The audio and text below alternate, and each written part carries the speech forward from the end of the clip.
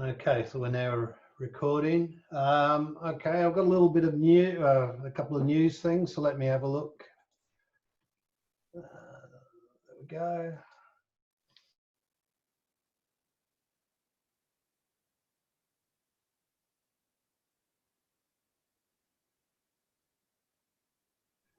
Which screen have you got? What can you see on your screens? It's now blocking all encrypted HTTPS. Okay, that's the one I wanted to show. All right, I had a quick look at sort of what might have been newsworthy items, and this is what I came up with. Obviously, TLS 1.3 is a bit more secure and a bit harder to peek into, so I thought that was kind of interesting. TLS 1.2 is, well, it's been superseded by 1.3, but it isn't as widely implemented everywhere yet. So that's kind of, I thought that was interesting. Another ZDNet article was how Chromium is, they use a technique where they throw out a couple of random domain name tests as part of their check-in to see whether the DNS has been hijacked, and as such those queries go all the way up to the root DNS servers. Not too exciting, but just sort of, you know, networking is all, you know, there's so many different nooks and crannies and different little things that can go wrong. One other thing, I did look for anything that might be related to Delphi. It doesn't seem to be anything of interest that I could see. I did come across this. I guess we've often heard of the TIOB index of popular languages, and this IEEE engineering people, they have something similar. So they do the Google search thing like TIOB does. They do a bunch of, they take information from a number of sources and stick it together. So the good news, or not, is Python's #1. By the way, Hill, my next course is we're using R, so I've been busy learning that too. Java, C, JavaScript, there's R #6, and then Delphi was down here somewhere. C# #23. Who would have thought? And Delphi's at 29, which also sort of includes Open Pascal and other things. It's not far ahead of LabVIEW. LabVIEW, yeah. Yeah. Prolog, and Lisp, yeah. Haskell, COBOL #43. I don't know why they call it fourth. They could be caught short calling it 47th, but well, that's terrible. Dad joke, sorry. I'm pleased to see Fortran's there. That was my first language. Oh, good. Where did that come? That was down here somewhere. No, it was higher up.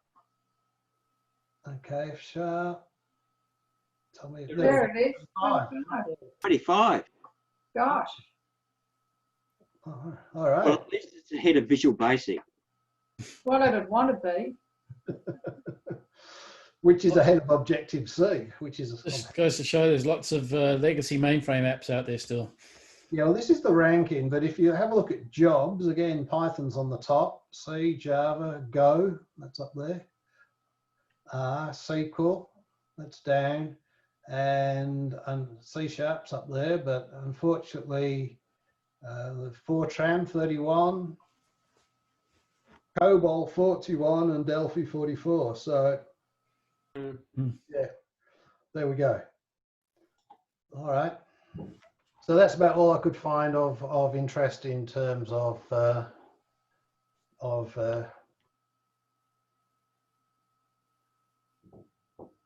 You've muted yourself. Go on mute, Steve. without further ado, thank you. We'll handle over to Dom, who's going to give us a random topic. Okay.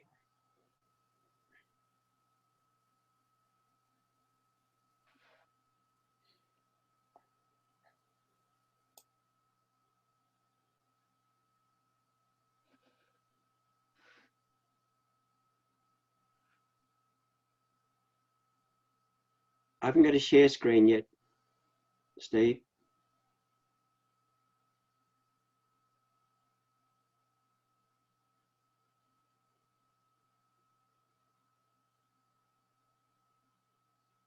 You're on mute, Steve. You should be able to share your screen. Okay.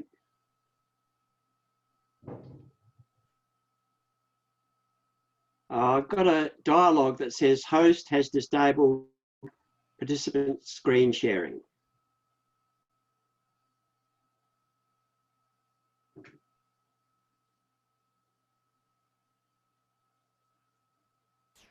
If you tick it, or if I tick it, then it works. My bad. Oh, yeah, got it now. Cool.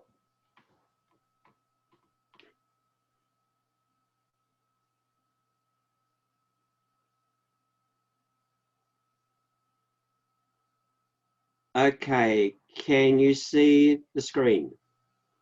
Yes. Yep, it's all numbers and things. Great. Now, the emphasis here is on short because it's not comprehensive, because if it was comprehensive, we'd be here until lunchtime tomorrow. And it's quite selective, obviously, because I've tended to focus on the bits that interest me and just touched on them briefly. But this all arose from what a student said to me last semester. And she was a 19-year-old student from Vietnam. And she said, we're doing random numbers on computers, but what happened when they didn't have computers? And I'm old enough to remember what we did for random numbers when we didn't have computers. But I thought, well, maybe it goes back even further than that. So I did some digging around and I came up with this, and the usual caveats, you know, not comprehensive. But we'll start with something that's fairly familiar to all of us, which is, I can get my, yeah.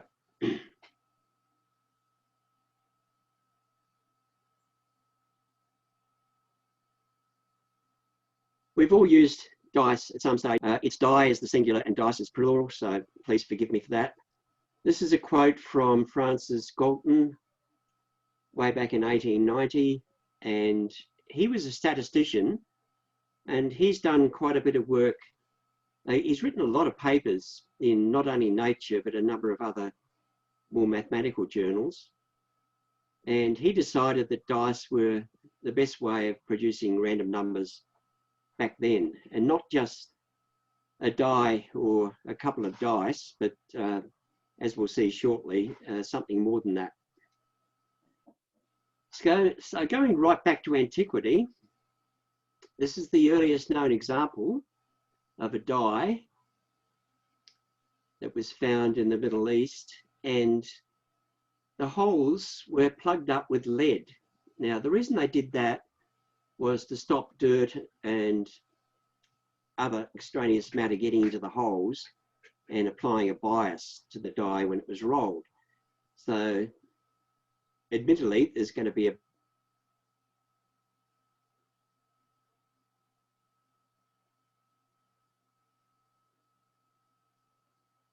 bias anyway with the extra weight of the lead. So they filled all the holes with lead. Now, obviously, the lead fell out from time to time, and this is an example where it has fallen out from some of them. That's the earliest known example. That's about 24th century BC. The Romans were into this. They were pretty well into everything in those days.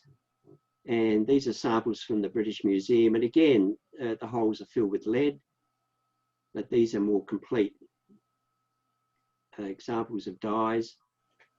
And the opposite squares always add up to 7. I don't know if you've ever noticed that on a die, but the opposite squares will always add up to 7. That's the way that a standard die is designed. There have been various ways of detecting random numbers in China, some very odd examples. And this was one example. They took a turtle shell, obviously not one that was occupied at the time, and they applied a hot poker to it, and then it cracked quite randomly based on the source of the heat. And they used that to interpret both random numbers and fortune telling. And I found in my research that there's quite often a link between fortune telling and random numbers, which I think says something about fortune telling, but we won't go into that here.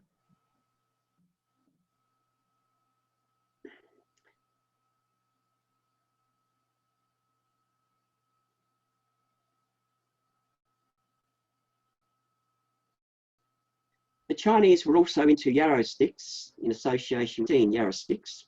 But if you look at the URL and see the method they used, it's quite complex, and I won't go into it here, obviously. But they choose 50 yarrow sticks and they pull out one of them and lay that parallel to the person and divide the other 49 up into various groups. And then they can calculate the numbers based on the process they involve in divvying it up. It turns out that you get random numbers that are fairly similar to performing coin tosses with whatever coins they had in those days. But they were very much into the arrow sticks.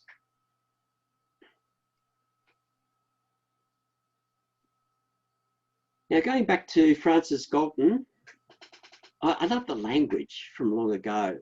This was back in Nature in 1890.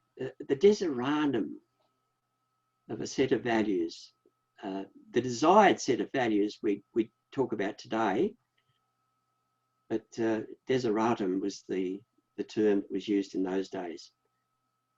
And this is a pretty good summary of what they were looking for in those days, and it translates readily to what we're looking for today, although we would use a much more modern language.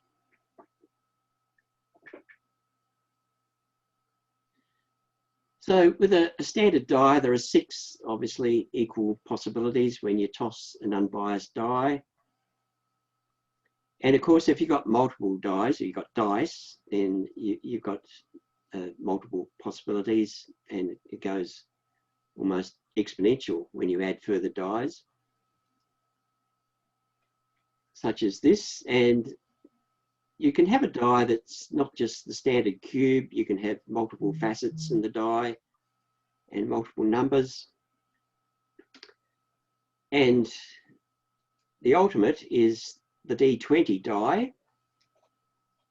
Basically, all dice are generically polyhedral in shape, but the D20 die is the ultimate.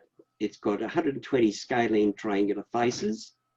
Now, a scalene triangle is a triangle with unequal sides, and there are 62 vertices. So you can imagine the engineering that would have been required to do those facets, and also to put the numbers on, because you couldn't have the numbers, the digits, too close to the edge, because otherwise that would be seen to applying some sort of bias. Now, you could rationally say that there's going to be a bias anyway, because any facet that's got more than one digit on it might have a bias in terms of its landing spot compared to, say, a facet with just a single digit, but we won't go there. And that's the technical name here for the D20 die, the dysdiaconous contrahedron. And they're quite heavy. They're about 50 mils diameter and 85 grams. And you can buy them online. You can get them now. They're $12 each. So it's good fun to have one. Whatever you'd use it for, I've no idea. But it would certainly impress people if you had one. And you can get some more information from the URL that I've got down there. Obviously, you've got a huge number of possibilities there. Galton had a different approach because he didn't have the technology in those days, in 1890, to produce the D120 dies.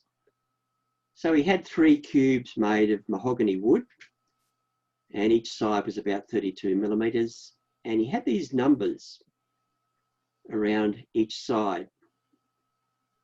And there was thin white paper pasted on the side, and the numbers were inscribed on each face, and that was shown on all sides. And he had a mixture. The process itself is quite random.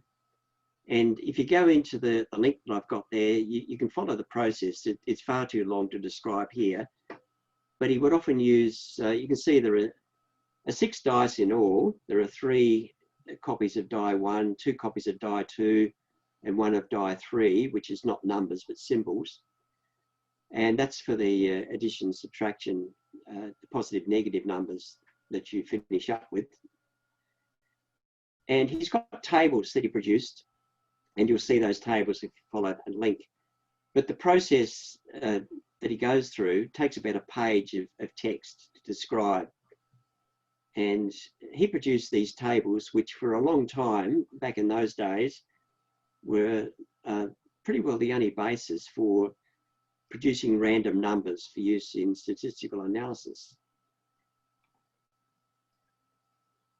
There have been advances since then, coming forward from 1927. A guy called Tippett developed the first modern random number table, which was quite different to Galton's table. And following on from that, there are other similar tables developed. The numbers were taken at random from various sources, census registers, logarithm tables, etc. Even spinning a roulette wheel was one of the sources. And it was shown at the time that the tables that were produced have got the desired properties, no matter how they're chosen. When you've got a table of random numbers, and we'll have a look at one shortly, you can choose how you're going to progress through the table quite randomly. You can go by row, or by column, or diagonal, or irregularly. You can jump around all over the place. And the numbers are truly random depending on how you go through the table. If you want pseudo-random numbers, of course, it's impossible unless you record the process. We fast forward to 1947. Now, I don't know how many of you are around then, but we won't go there. Some of the things that happened in 1947, this might be of interest to you, Steve. Some of the news: commenced the Cold War, the USSR and the USA. They found the first of the Dead Sea Scrolls. It was quite a milestone.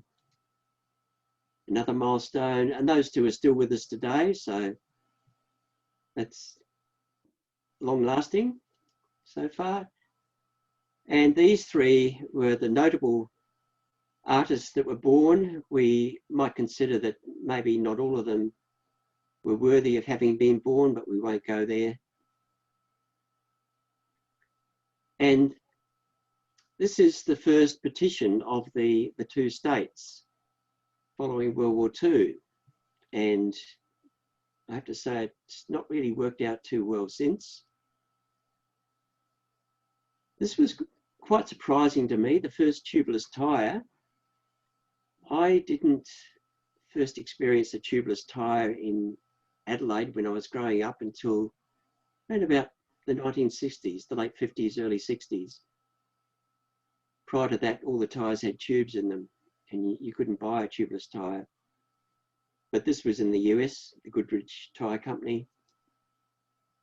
You'd have to wonder if this was a worthwhile invention, but anyway, it happened in 1947.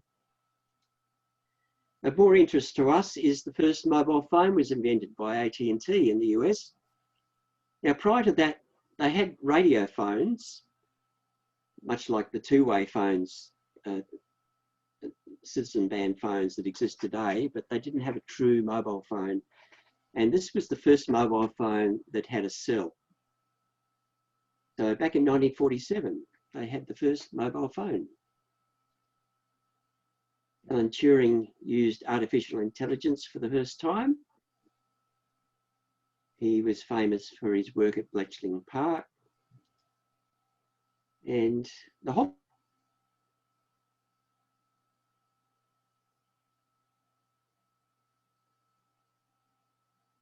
hologram was invented by a Hungarian. William Shockley, who initially invented the Shockley diode, invented the junction transistor for the first time. And as we say in the classics, the rest is history. So something else happened in 1947.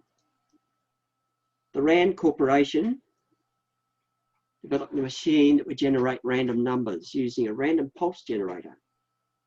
Now, I didn't know until I did this research that the RAND, the name of the corporation, actually stands for Research and Development. I didn't know that before. We've all heard of the RAND Corporation.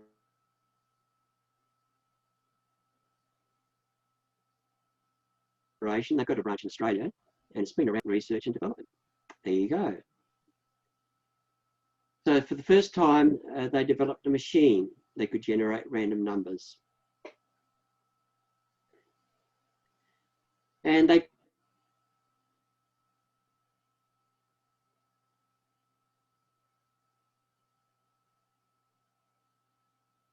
printed them in a book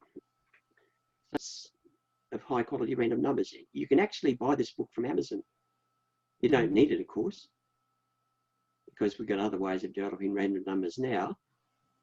And it was reprinted in 2001, but it's many, many, many pages. And they talk about deviates. Now, deviates, we would use the term deviations these days, but back in those days, they call it deviates. And deviates is used in a different sense today from statistical sense, but there we go.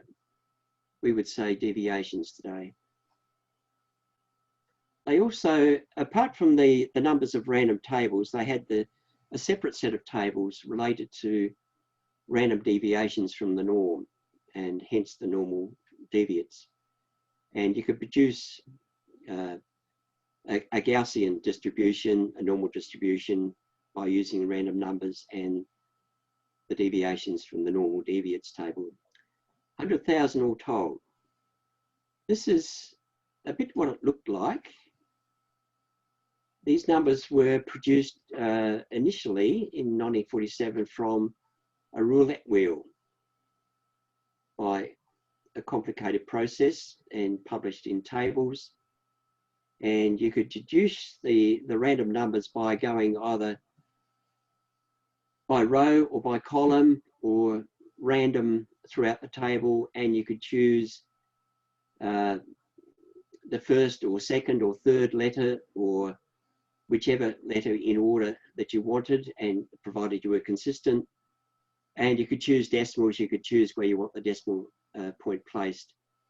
So 100,000 of those with deviations around the normal was the first time that researchers got to use quality random numbers.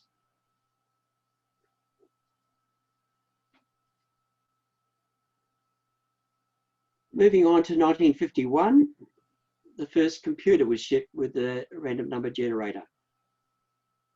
And that could use electrical noise. So one of the best sources for a seed is some sort of mechanical noise or light noise or noise from radiation. And this feature in the Ferranti Mark I was actually designed by Alan Turing. to whom we're all very grateful. These were some of the problems with random number generators. They were truly random numbers, but they weren't repeatable. And a lot of researchers wanted repeatable sets so that they could test the effects on other variables that were related. And a statistician called John Van Neumann developed pseudo-random number generator, and he used a deterministic arithmetical function with an initial seed value. And if you use the same seed value, then of course you could produce the same set of random numbers each time. And this was particularly useful for mathematical modeling. And it's still used today, where you need pseudo-random numbers for doing things like traffic light synchronization, etc. But any research that uses, that looks at the effects of other variables on a specific variable. This is the process that von Neumann used to produce his random numbers, starting with a seed. Had an initial seed. I don't know where he got it from, but there are various ways you could get a seed. You square it and then you slice out the middle digits and you take the resulting value and then go and square it again and so on. And that results in a sequence of random numbers that's statistically proved to be random at the time. And that was quite an advance on what there was previously. He put out a statement that seemed to contradict what he'd been doing, but when people looked at it and considered it in more detail, they could see that he wasn't against pseudo-random numbers. He was just pointing out that, as we know today, there is no such thing as a truly random number because we have finite sequences. And it's only the methods that were used to produce random numbers that was the, as he called it, a state of sin. And it wasn't the numbers themselves, it was the method. So any arithmetic procedure, he called the state of sin, but doesn't really produce absolute random numbers because it's only finite. And of course, it depends on the seed. Now, not everyone back in the day could afford a mainframe computer. And when I was doing my maths degree at uni, we had, this was in the late 70s, we had huge books of tables. And as you can see up here, this first book cost me 65 cents. And inside there are tables very much like the tables we've looked at earlier. But you could do them for any particular distribution. Now, most of the tables that we need to look at are so-called uniform distribution, where you're looking at, say, the number of heads or tails tossed, the number of dice thrown, etc. But you can also produce tables of random numbers for other distributions, like the normal distribution or Gaussian distribution, the Poisson distribution, the binomial, the gamma distribution, etc. And these are used quite extensively in scientific and mathematical research. And there are tables of random numbers in these two books that would enable researchers to pull out random numbers based on these distributions. Now, I don't want to go into that here, but it might be an interesting topic for another ADUG session where we look at the different types of distributions, the formulae that we use to produce them, and how we can use those formulae in code and with a graphical interface. But eventually we were able to afford a PC back in the 1980s. It has your memory. Over here on the left, we've got the first IBM PC in the early 1980s. That cost $7,000. Now, I didn't have one of those. I lost it after it, but I didn't have it. This little beauty in the center is an Apple IIe, and this was my first computer. Most of my friends had Microbees, Commodore 64s, yuck, Sinclairs, etc. But I saved up my shekels, and I'd actually started teaching by then, and I got an Apple IIe, and that was my first computer. It was wonderful. Over here, you may not recognize this, but this is an Apple Lisa. This was the first PC with a mouse. You can see here it's the size of a cigarette packet. And I remember going to a computer show in Sydney at the Centrepoint Tower back in, I think it was 1983, when they first showed the Lisa. The Lisa was the forerunner of the Apple Mac, of course. And notably, it was the first computer with a mouse. So there was a lot of interest in it because the IBM PC and the Apple IIe were purely keyboard machines. And you couldn't get near the display for the crowd around it. You had to push your way to the front, and they were awestruck at this thing with the mouse. And it was quite a static display. It was in a glass case, and no one was doing a live demonstration, but they were goggle-eyed at this little thing hanging out the side by a cable. And of course, from that came the Apple Mac and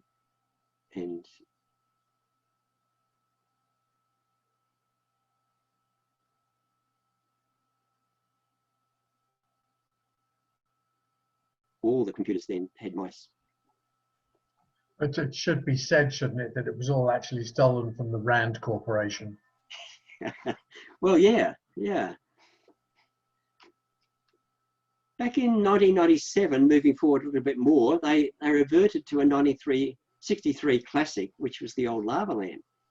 And SGI wanted a better method for generating random numbers, and they developed what they called the lava rand. And again, Hill, this was stolen from the original Rand tables, and it was a webcam pointed at a couple of lava lamps on a desk. And the image they got was an entropy source. It produced 165 kb a second of random data, depending on how the images of the lava moved throughout the lamp, which of course is quite random. No way you could monkey with that. So there you go. The lava lamp back in '63 was put to good use for IT purposes in 1967. I have long ago disposed of my lava lamp, but you can still get them from Amazon these days, if you wish. So random number generators today, of course, they're used extensively in all sorts of fields. You might not think that they would be used in the arts and music, but they certainly are. Gambling, cryptography, very much these days. I use them personally in quite a few Monte Carlo simulations in project management, where we're looking at the projections of risk in project management. And that's a summary of the simulations that are used generically. But they use them in finance as well, and also in supply chains. Any process that can't be easily predicted due to the intervention of random variables.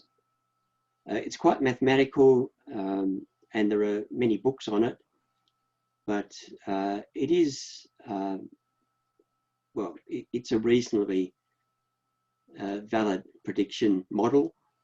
It's not always correct, of course, no prediction is, but it's better than none at all. And it does give you some extra information that may not otherwise be available. So the challenges today are hackers, of course. They can determine the seed value, and they can get in and decrypt the traffic from the server. There's a CSPRNG being developed for securing communications over TLS, etc. And recently, Intel have added RD-RAND and RD-SEED instructions in 2012. They're using thermal noise in the chips. thermal noise and things, natural events like light or decay of radiation are being commonly used for random seeds these days. Some of the resources that are available on the internet. Now, I haven't deliberately touched on any of the built-in resources in computer programming software, but these are mostly web-based examples. Redoubler and infinite noise TRNG, true random number generators, based on modular entropy, so it's physical variations. These are available on GitHub, these two. And there's also random org, and a lot of people use this when they're choosing their lotto numbers. Some people consider they're lucky, but of course, they're no luckier than another set of random numbers. Used in gaming as well. There's also something called Hotbits. It's an internet-based random number generator, and that uses radioactive decay. And as I said a couple of minutes ago, that's a common source of a seed these days, a reliable seed. So in summary, these days, quite different from the early days, they gather entropy, seemingly random data from the physical world. And if they don't really need to be random, if you want repeatable numbers, then you just use an algorithm and a seed value. But of course, we have to remember that in the physical world, we have only finite sets of values, and the only truly random numbers are those from an infinite set of values, and that's quite abstract. And I'll leave it at that. Over to you, Steve. Back.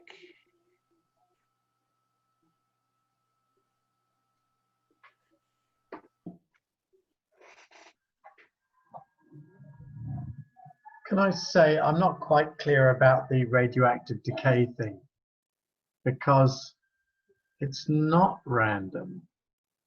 There is a 50% chance of a decay occurring within a specific limit of time. That's Yeah, I on a agree. lot. But pretty much anything is not truly random. Yeah. I suppose for any particular atom, it's hard to specify it, but Yeah. for the mass as a whole, the half-life is well determined. Yeah, it doesn't really matter what physical source that you choose. It really is finite. And unless you've got a truly infinite source, which is quite abstract, you're not going to get, truly randomness. But for our everyday needs, the finite sources that we have, we tend to choose the very best that's possible, and hope that somebody doesn't manage to hack it before we can find a better set. I mean, I suppose that's the advantage of a radioactive set, that you can't hack it, because you can't actually know when the next one is occurring. Yeah. Even though they have a statistical distribution. How would it work? Would it be like a Geiger counter counting a certain number of events in a space of time or something, and it would fluctuate? Or Yeah, that's interesting, Mark, because as you know, with a Geiger counter, you can pick up the natural radiation from the Earth. I've worked in nuclear chemistry, physics early in my career, and we had to wear a dosimeter because I was using cobalt iridium slugs to do industrial X-rays. And back in the day, we used to carry these around in lead-lined boxes on TIA flights all over the country. And nobody knew what was in them, of course. They had the big R and whatever, but there was not a lot of information about what was inside, and we assured everyone they were safe. And there was a little slug. It was about the size of half a cigarette, but it was buried deep inside a brass cylinder inside a big lead-lined box, which was very heavy, a wooden exterior, lead-lined box and a big handle. And we used to pull this little slug out and put it on the end of a long rod, screw it in, and use that to do industrial X-rays in big RSJs with a film taped on the other side, checking the welds of the RSJs. And I used to wear a dosimeter when I was doing this, of course, and you had to check that you weren't over the then limit every week. And every week you also had to go and be blood tested to make sure that your red and white cells were in the correct ratio. And at one stage I'd come back from one of these projects. I think I was working in Darwin. We were X-raying stainless steel welds in the fuel lines in Darwin Airport, which are still there today. And if you know anything about engineering, welding stainless steel is a pretty dicey process. You don't want any inclusions or air holes at all. And the only way to find out is with X-rays. And I came home with this dosimeter and I went straight home. I didn't go to work. I just got back late at night and I was playing tennis that weekend, and I thought, well, this will be interesting. I'll wear the dosimeter this weekend before I go back to work on Monday and have it mentioned. So I wore the dosimeter while I played tennis, and I wore it while I was out and about on the Sunday, and I went to work Monday, and there was quite a significant reading over and above what I'd been working with the previous week with the radioactive isotopes. So there is a lot of natural radiation in the Earth, all around us. It varies obviously in intensity, but it's there and it's measurable. So that could be picked up as a seed value using one of the sources that I spoke about in the slides. Yeah, I'd heard that in banks, apparently they used to have a very high percentage of people catching cancers, and they seem to think it was from the granite, the radioactive, radioactivity from the granite. So yeah. Yeah, quite possible. Well, Jersey, where I come from, and Cornwall, we both have fairly young granites as the bedrock. And there are characteristic leukemias and some other diseases that come from those areas. Yeah. Yeah, back in those days, we used to measure it in millirontgens, but I think it's a different unit these days. With I must check that actually, whether it's millirontgens or not, because once we went metric, we probably have moved to something else. I remember using grays. How long ago was that, Hill? I think that was back in the early 90s. Oh, okay. No, I go back further than that. Talking of, you telling us your story about what you carried on an aeroplane reminded me of when I first left home when I was 16. I was in a shared house, and one of the gentlemen worked at, it used to be called Weapons Research in South Australia. I did too. Yeah. I don't know if you remember, well, the gentleman's name was Colin Flecker. And he was one of the early people who was working on radar, which has got nothing to do with this, but that sort of gives you, during the war, that gives you an indication of his age. After the war, he was involved in some rocket tests. So he'd regularly fly up to Woomera, and he'd take a rocket up with him in his baggage. I mean, you just couldn't imagine that happening now, Oh, got anything of that? Yeah, sure, it's just a ground-to-air missile, don't worry about it. What could possibly go wrong? Was it fully armed? I doubt it. I doubt it. He would have been pretty careful. So Probably have the fuse removed. yeah, maybe no fuel. I don't know. But all right. Well, if anyone's got any other business or items, I'll put the recording out. I found it very interesting, as I said before, Don. And I was just going to show you that quick Lazarus thing, if you're interested. Right, you were. Okay, go for it. Okay, can I share a screen? Yep. Okay, let's fire it up. Oh, I plug it in first.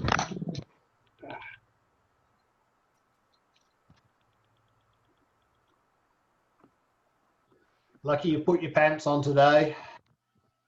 You got a good view there, did you? Okay, let's see what happens. Top half dressing.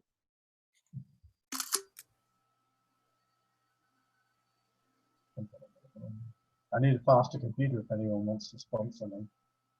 Okay, I might as well share it as fast as I can.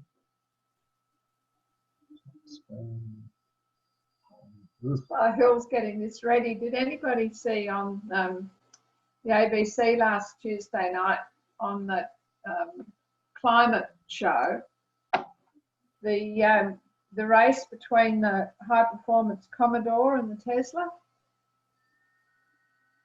No. No. No.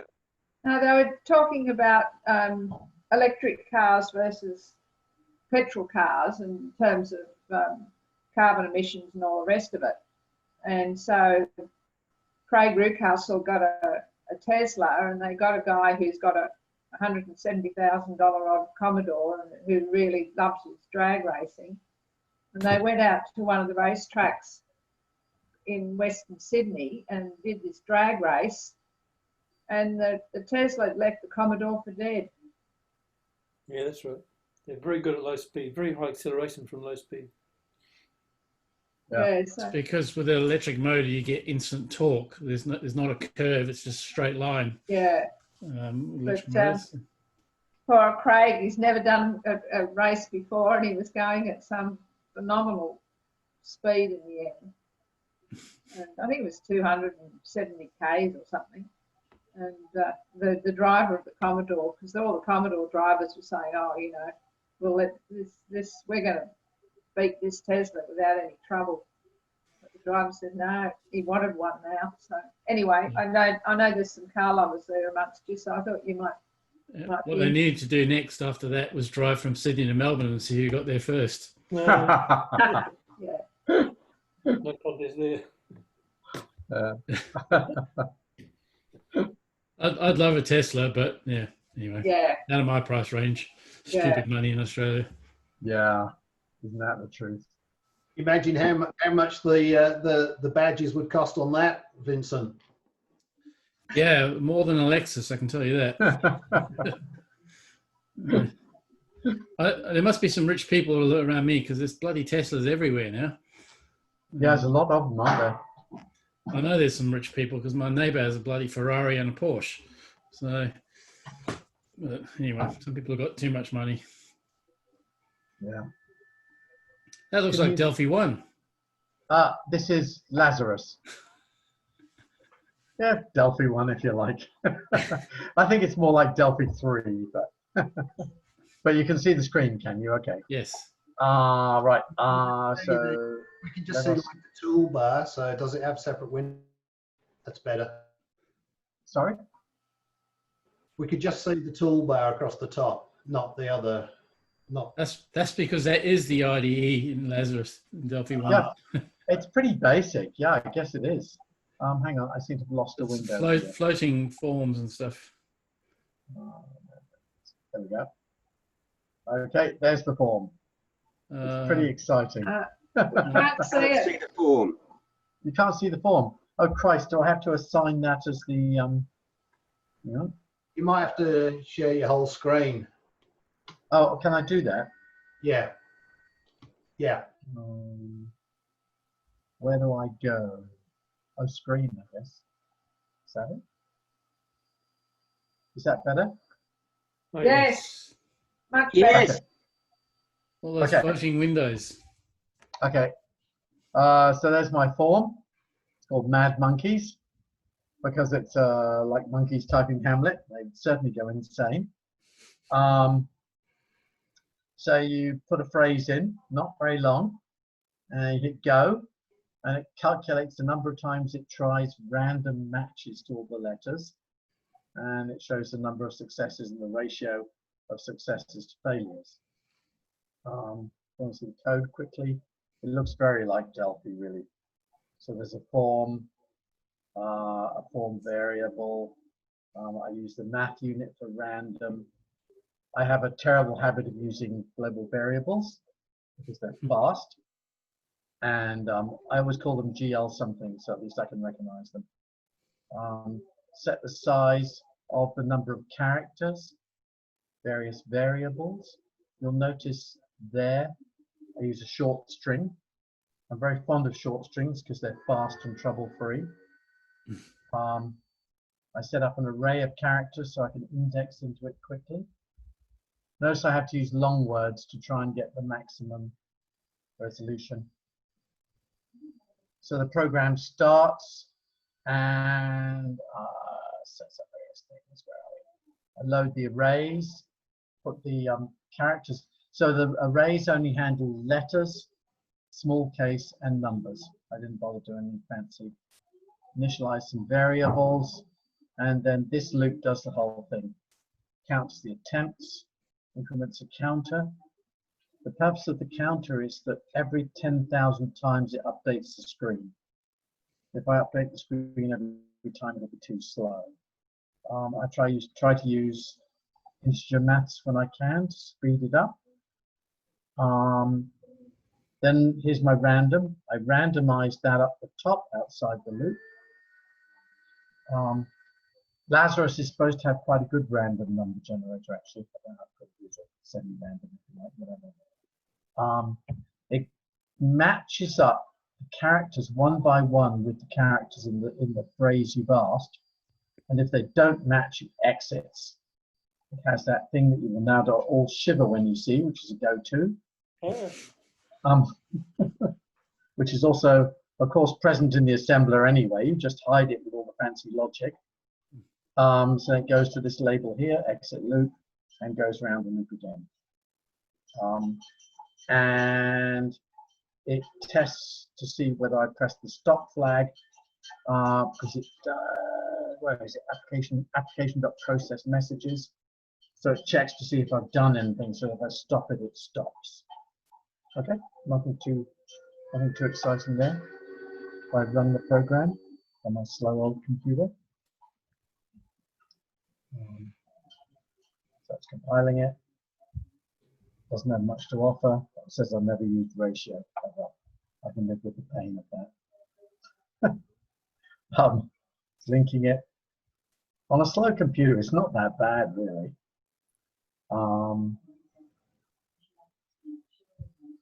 It should kick it. Oh, I wonder if I'll fall foul. I think I'm going to fall foul of ADUG. I might have to fix that. That's probably right. Oh, it's so slow. It goes much faster than that. Oh well, we have some disk activity, so it doesn't look as though it's lost. It could be ADG that's screwing up. Okay, so we succeeded. You are using a new diskette, aren't you, Hill? I don't know why it's not normally so slow. There you go, it's ABG. It's screwing it up. I have to fix that. It's being a pain in the butt. Well, I guess we can just run with it for now. That doesn't matter, does it? Okay, there's the program. Oops. So, 'twas brillig and the slidey toads, etc. So I put in 'twas, and how many attempts? You've got an uppercase letter there. Sorry. Yeah, it doesn't care. It converts it to lowercase. You'll see there was a lower in there somewhere. Okay, so it's made this many tries, and it's having a look to see how often it succeeds. Okay, so 4 letters, so 26 letters, 10 digits. It's not that bad. When I hit stop, it stops because of that application.process messages. So now if I go towards Brillig, I didn't allow for blanks, I think probably it'll crash. Oh no, it tried, but you can see it hasn't found one yet. Even whizzing through all those millions of attempts. What's the number that's not going up? The one that starts with 11,599. That is the ratio calculated just from this many powers of 36. Okay. Yeah. Yeah, so that's the expected ratio when it should make a hit. This number here shows you how this number compares with that number. Right. Just so you get some idea of when you're approaching a likelihood of succeeding. So Very busy monkey. it's not a very exciting program. What it does, but the chances of writing Hamlet are pretty bloody thin on the ground. Was We brilliant. still haven't got there. Oh, Yeah, it's a little bit of Lewis Carroll there. But anyway, you get the idea. So if I now ask for something long, like I'll get the spelling right here. I'm going to crash it out. Was Brillig. I think that'll just crash. No, it tried. Okay, and there you go. It overflowed a long word. So that shows you that you have to have an awful lot of patience to type Hamlet.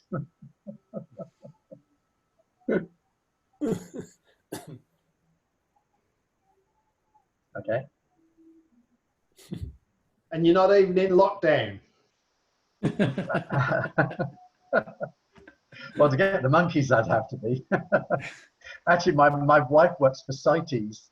You know, the what's it endangered trade of endangered species, Convention for the International Trade of Endangered Species.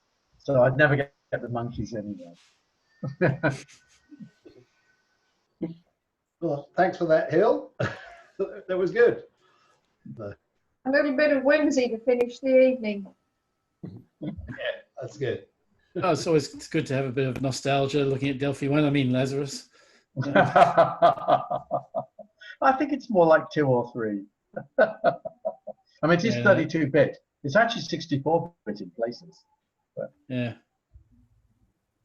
I've tried to use it. I just couldn't.